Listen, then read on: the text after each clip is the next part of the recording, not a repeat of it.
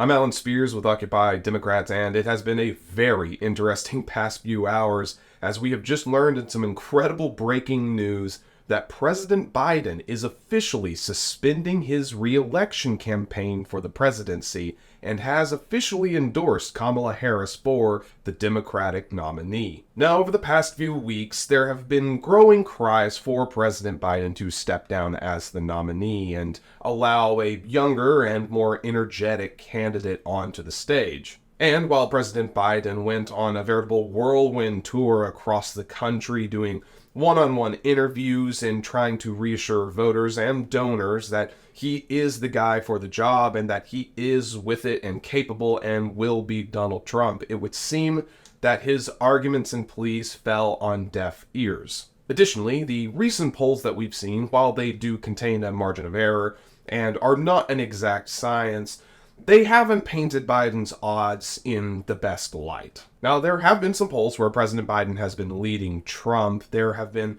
a variety of other polls as well showing him trailing Trump by 2 to 3 points. But again, polls are not an exact science. They don't exactly account for everyone or every variable. And even in the 2016 election, when it was Trump versus Hillary Clinton, we saw polls predicting her as the winner and the favored candidate. And that election turned out to be a major upset for Democrats. And needless to say, polls are not the most reliable sources of predictions. That said, it would seem that there were enough polls to sway the president's mind, and that, coupled with the growing discontent from Democrats, has pushed President Biden over the edge to ultimately decide to step down. That said, President Biden is still the president and will be for the next 6 months, and will very much continue to do the hard work and have the dedication that he has demonstrated over these past 4 years. But with President Biden dropping out, it would seem that the eyes of the world have shifted now to the at least presumptive Democratic nominee,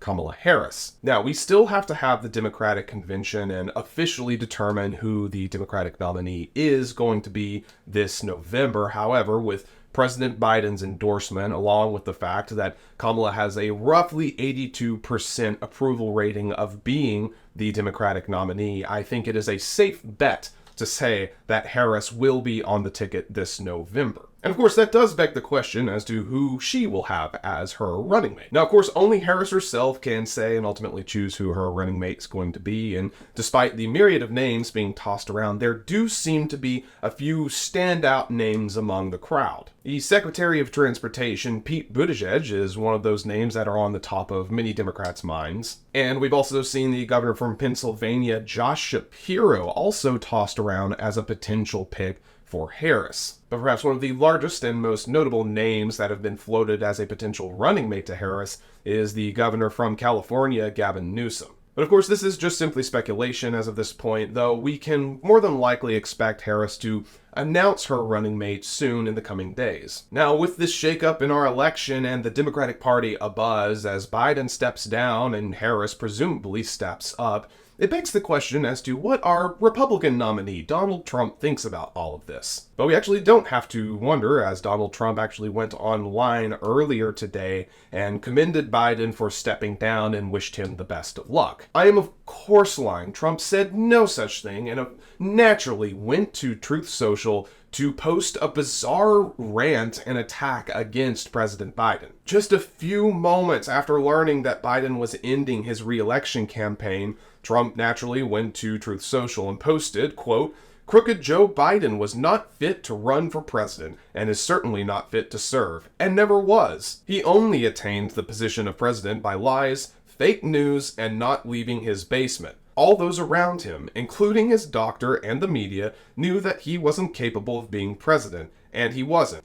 And now, look what he's done to our country, with millions of people coming across our border, totally unchecked and unvetted, many from prisons, mental institutions, and record numbers of terrorists. We will suffer greatly because of his presidency, but we will remedy the damage he has done very quickly. Make America great again."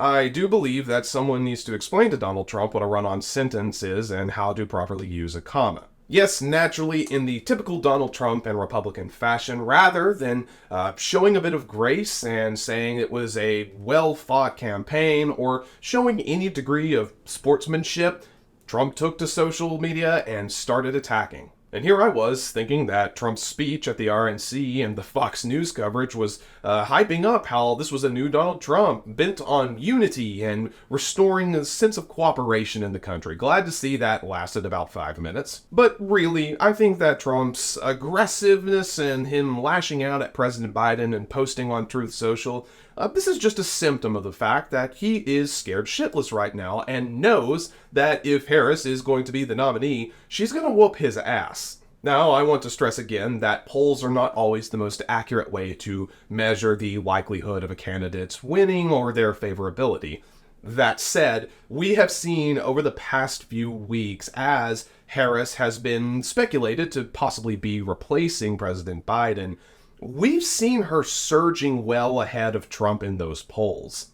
Not only are these polls favoring Harris quite heavily in a race against Trump, we also learned that from even Trump's campaign, they were really hoping that President Biden would stay in the race, as they thought that they had a better chance against Biden than they do Harris. Now, Trump did interview with CNN just minutes after learning that President Biden was suspending his re-election campaign, and Trump even said that he believed that Harris was going to be easier to beat than Biden. But it would seem that the polls and even Trump's own campaign don't really believe that, and I think that is just fantastic. He should be scared. And it would really seem that Trump is rather scared of Harris, as just, again, moments after Biden made this announcement, Trump's campaign also immediately sought to fundraise off the news, with an email going out within roughly 40 minutes of Biden's announcement on X, or Twitter, with the subject line, "Biden just suspended his campaign." Now, naturally, Trump's email contained a number of different accusations against Biden, saying that the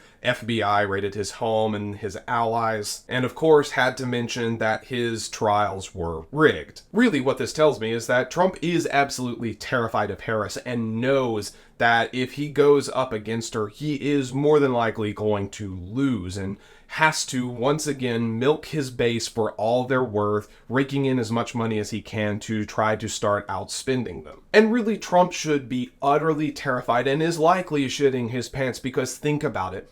We have a second presidential debate quickly coming upon us. Do you think Trump even vaguely stands a chance against Kamala Harris, the former Attorney General of California? Trump is in an absolutely no-win situation, which is fantastic news, because he knows deep down that he absolutely cannot stand up to Kamala Harris in a presidential debate. But if he doesn't go to the debate, or if he decides to withdraw or refuses to debate her, it's going to signal to everyone that he's terrified. And if he does show up, Harris is going to make him look like a complete fool. So he is in a terrible place, which is great news for all of us. Now again, as of this recording at least, Harris is not officially the Democratic nominee, though it does look like it is headed that way. But I do want to say that President Biden has served this country incredibly well over the past 3.5 years and will continue the next 6 months. And it really is a shame that the Democrats and the media decided to focus so